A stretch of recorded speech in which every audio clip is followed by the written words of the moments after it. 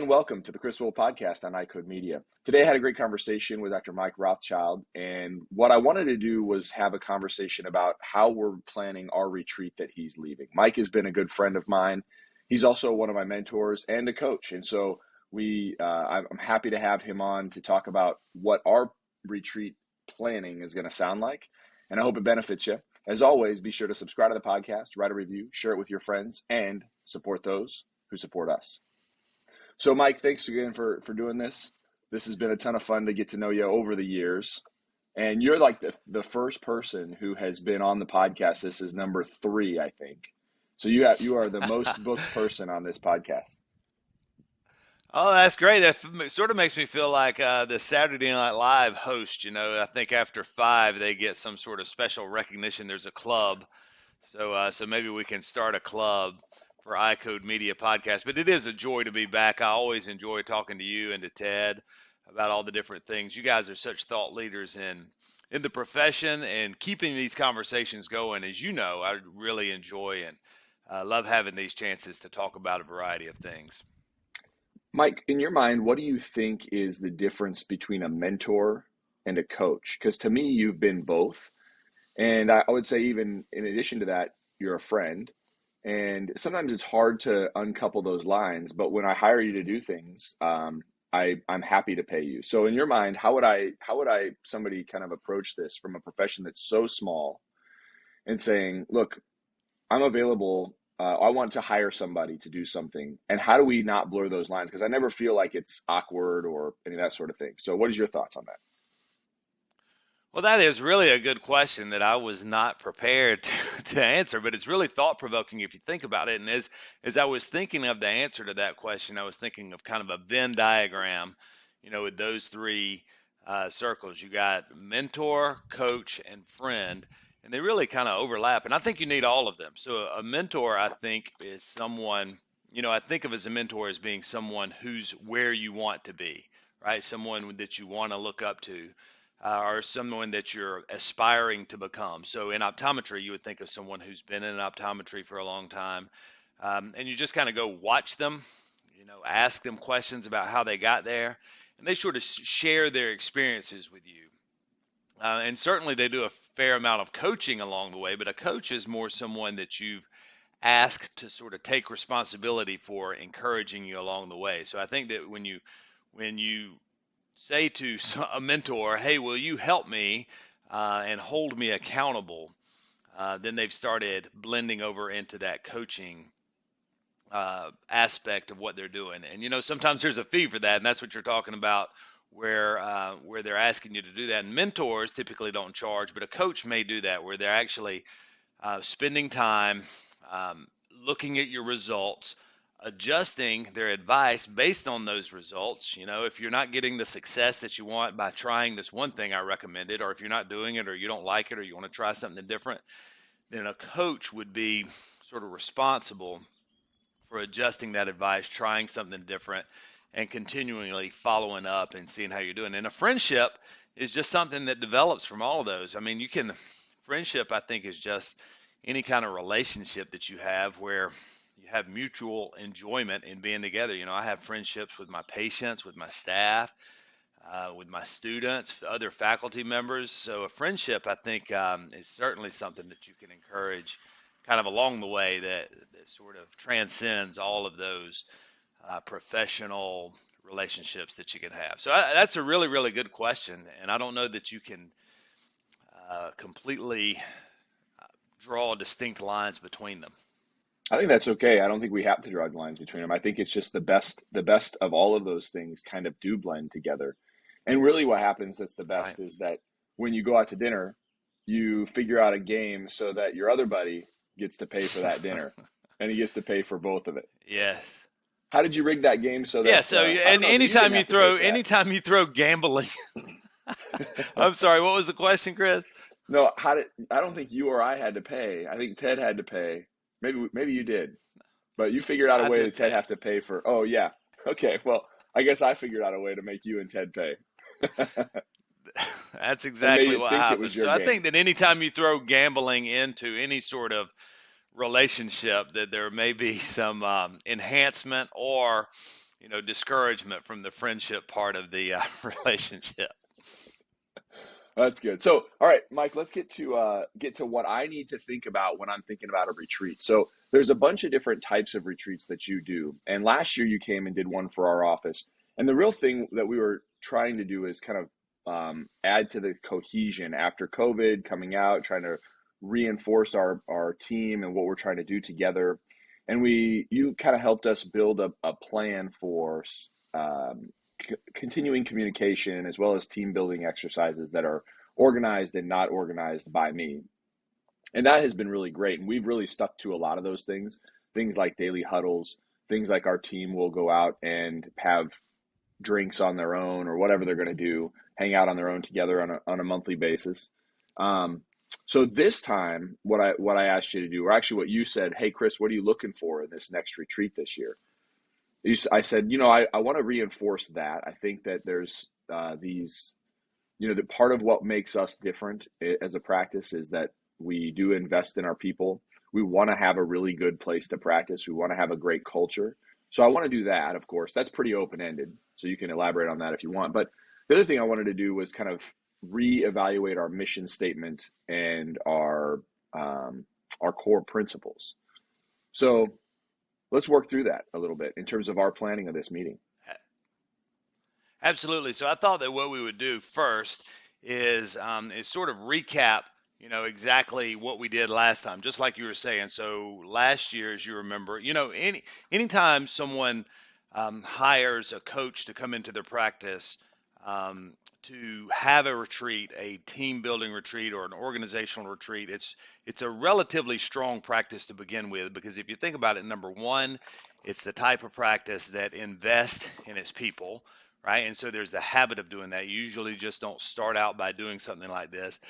And it also means there has to be some financial success to be able to invest in something like this. So I think that it's really, really good. So typically we go into practices that have good systems in place and have some really good um, success, but want to elevate that level and want to sort of put things together. So bringing in an outsider, which is sort of our specialty, to sort of look at things, sort of see where you are, decide where you want to go, and make a path to do that. So that's sort of what we did last time, if you remember. We didn't have a strict plan, just wanted to sort of get a sense of what was happening, which is a great starting point. So what we did is we talked about the 5 zones of practice, and we created a Venn diagram like we just imagined as we started this conversation, and how they overlap. And we ask everybody in the practice to go up and put their place on the system. And then we created the cycle of patient care. Same thing. What is your role in this? And we sort of made a mess kind of where everybody fits, and sort of showing the chaotic nature of an eye care practice and how everybody is needed, everybody is dependent on one another, and we're all working together. So we sort of made a mess of the current system visually, with flip charts and sticky notes and different color markers all over the place, and sort of organize that into a sense where we could all sort of sit back and see the entire picture of everything that was going on. Then we said, what do we want to accomplish? What is it that we want to do? And where do we want to make improvement? It just so happened that it worked out that everybody on your team had responsibility for something to take care of. It doesn't always work out that way, and it wasn't a perfect fit, but as it started to come together, we realized, look, almost everybody has something. Some people are being left out, so let's make sure everybody has something that they're accountable for. And I wanted to follow up with you as I was looking through our notes from last time. I wanted to ask you about the meetings, and you said that those were still continuing and still going on. And I remember we gave one person responsibility for making sure that when you started slacking off, and everybody always does a little bit, either you start skipping meetings or the meetings quit being so structured or mattering as much, that there was somebody who was going to hold you accountable for that. And I was wondering if that happened or if you guys experienced that throughout the year. Yeah, I would say it didn't happen that often, but it did happen from time to time. You wind up with having um, irregularities in a practice. For example, in December, we wound up having I got COVID. The next day, my associate was put on bed rest she just had twins, but she was put on bed rest, so it just disrupted everything. And you get those kinds of things, and things have been disrupted for about 4 months, and we've been, as a practice, I think the cohesion that we really gained from having you there allowed us to overcome that because we kind of had this shared purpose and figured out where people are overlapping and working together. But yeah, I mean, Dano did a great job of bringing us back together and saying, "Look, it's time for our huddle this morning," and I might be answering emails or looking over charts or whatever, and she's, "Okay, Dr. Chris, can you come back? It's time for our huddle." So, we did deviate a couple times, but not that often. So that was great. Well, And that is good, and so that's exactly what you want to have happen, and that was sort of a critical point of your plan is to enhance the communications that you guys had because you got a lot of good people doing a lot of good work, but it wasn't always everybody wasn't aware of what everybody was doing. So I felt like that was sort of a pivot point for you guys, and so having that, and it always breaks down, right? Nobody can stay perfect because things happen along the way. So that's a great story. I appreciate you sharing it. But there was another question I had, and I didn't really understand. So I looked through my notes, and it was the part where we were talking about a brochure for the managed vision care plans and how to communicate that. And I don't know if that ever got initiated within your system or not. But the idea is that you had a brochure to explain it. You wrote out the details of their plan, and so it helped answer questions. But one of the examples that we used was something called Tinkle Vision, which I have no recollection of what that is, but it was as an example when we were talking about medical eye care. Uh, what is Tinkle Vision? Can you help me remember? no, I don't remember what that is either. I wonder if it. No, I don't remember unless for some reason somebody scribbled down something that didn't come out, and look the right way. But I don't remember what that was. But we did come up with a strategy to clearly prepare a patient for the benefits they have and which benefits they would be using that day. And I would say that we did a very good job of doing that before verbally, but giving them that, you call it a handout or a brochure, giving that to them, having them sign it, has significantly allowed us to um, not only communicate it, but document that we've communicated it to patients. So in the event that they are confused or think that we didn't explain it well, we can kind of go back to the same thing. And we always try to account for what the patient, what their perspective is. But it was just one more layer to help with that. And I think over the last year, the number of times that this has been an issue has been 4. And it was like all one week, and it was all, who knows what happened, but it was like 4 times. And we just had a meeting about it the other day, and or it came up in our meeting the other day. And so the point is that it didn't happen that often, but when it did happen, it was frustrating to the people it was happening to, and also our team. And so that sort of eliminated that headache. And it's not that complex, but it works. And I don't know All what right, it Tinkle sort of Vision. So we'll just call that standardizes it. Tinkle Vision. Yeah, that's what Tinkle Vision Think of is. it. I do think that now that you're mentioning it, I do think that I was trying to read my own handwriting on a flip chart sheet and was unable to do that, and sort of blurred the words together until we came up with Tinkle Vision, which I think that maybe between the two of us we could invent something that could transform eye care, and we could label it Tinkle Vision.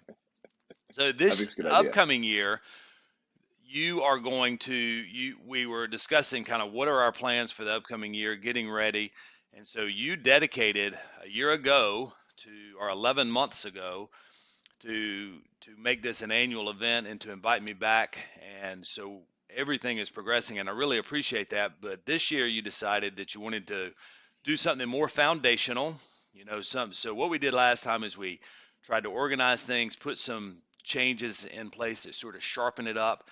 This year you want to go deeper, and you want to talk about the values and mission statement, creating a mission statement for your practice, which I think is just a great idea because that's more long lasting. So the changes that we implemented last time, I think, are good changes, and they've lasted, right? They've sort of changed the culture so that when tough times come through, just like you explained, the foundation is there, and you can come back when things start coming back to normal, if you will, then you can get back on track more easily and faster.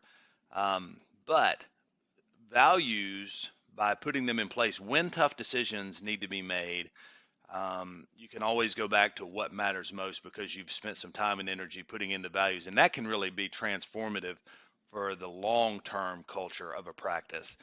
So I applaud you for that, and I'm curious as to where that motivation came from for you to sort of dedicate this retreat to that topic. Our vision source kind of communication that continues to cycle that came up, and people had these very succinct. It's not hard. You could come up and say, oh, here's somebody's mission statement, I like that, and here's somebody's values, I like that, so we're just going to dump that in. And my feeling is we're probably going to come up with a lot of the same stuff. Honesty, trust, best best experience, best vision, and eye health, right? We're going to come up with some of the very similar stuff that I would see on there. But unless we're owning that and coming up with it on our own, then they're just words, and they're not something that has anything behind it. So I looked at that and I was like, I could come up with this. I could steal somebody else's, but that's not the best way to do this. We need to own this, and it needs to be ours. And we've done this before, but it's been years and years, and so I think it's worthwhile, doing that. So that's kind of what was the impetus was for this. I think that's really smart and very insightful to think about because there are so many practices that go to a conference, see somebody they like, and it's sort of with a mentor mentee mindset, kind of copy something that they appreciate, try to implement it into their office, sort of announce that these are our new values and our new mission statement. And you're right, unless it is known and owned and energized by everybody within the practice, it really is just kind of words on a piece of paper. And the best way to do that is to spend some time digging down deep and coming into a consensus in what you're saying. And again, it's going to be just like you said, it'll be very similar to others by practices that you admire and practices that you like. So, but that's okay because it's come from you and it's come from your insights. So I think that the best way to go about doing that, and I've had the chance to do this with a handful of practices, but it is kind of the highest level of a retreat that you can work toward because it really is deep and requires some deep thought. So I think that what you and I should discuss is kind of a strategy on hitting the ground running and getting everybody in this mindset kind of before the actual retreat, which is coming up in a few weeks. And so I've got some ideas on how to do that and was kind of wondering if you had thought about it at all. No, I have, but I want to think about your ideas because I trust what you have to say to me. Okay, great. So I think that as before the event, I think that we should create a couple of surveys for you to share with your staff, sort of build up the momentum. So I've been there before, so I think that probably most of your team is still there. There may be a couple of new faces. We may have lost a couple between now and then, but nonetheless, there will be a familiarity, right, and a friendship. And so we'll get to know each other. But I think that what we do is we sort of very quickly, kind of similarly to what we did here, and we organize or remind everybody kind of what happened last year. We celebrate the successes that we've had. We explore the goals that we reached for and did not accomplish, or either we decided that it wasn't something that we were going to pursue, but we just acknowledge that that's okay. And so we do that as part of the event. I think I started by saying what we do before the event. But at the event, we sort of recap what we did, but do that very, very quickly, and then get into what matters most to the practice. And that's where I think we send out the surveys before. So we create surveys in the way where we are sort of asking, we don't want to say, what are your most important values? And the ones that you listed earlier, honesty, integrity, quality, we don't list them, but we try to answer open-ended questions, perhaps ask a question, what was the most meaningful experience that you've had with a patient in the last year? Or something like that. We ask, Uh, Maybe we ask for the highlight of the year that you've seen when one of your coworkers go above and beyond in care to a patient. But we don't want to make it a contest. That the challenge is to ask people to dig deep for kind of what matters most to them without them trying to outdo each other, because that's not what it's about. It's about, finding out why people sacrifice what they do to make your practice better, or to make it great, or to take care of those patients. And then we're looking for those key words, right? We're looking for those key phrases that people put in there to find out, why it matters. And I think the more open-ended we do this, and then we just got to figure out the delivery of this. So we can use, Google Drive. It doesn't have to be fancy, and it can go through there. But I think that ultimately it's best, since we're asking that this get done before, I think that it's best if it's delivered by you or somebody on your team sort of getting ready, saying there's a survey. I want you to spend some time with it. You definitely don't want this to be the kind of survey that they just kind of fill out in between patients and with 5 minutes before the deadline. You want them to have the time to put some genuine thought into it. And alternatively, you could do it as a group at one of your meetings where you're sort of pre-retreat brainstorming, because what happens a lot of times is people start to feed off of each other. So there's advantages to both ways.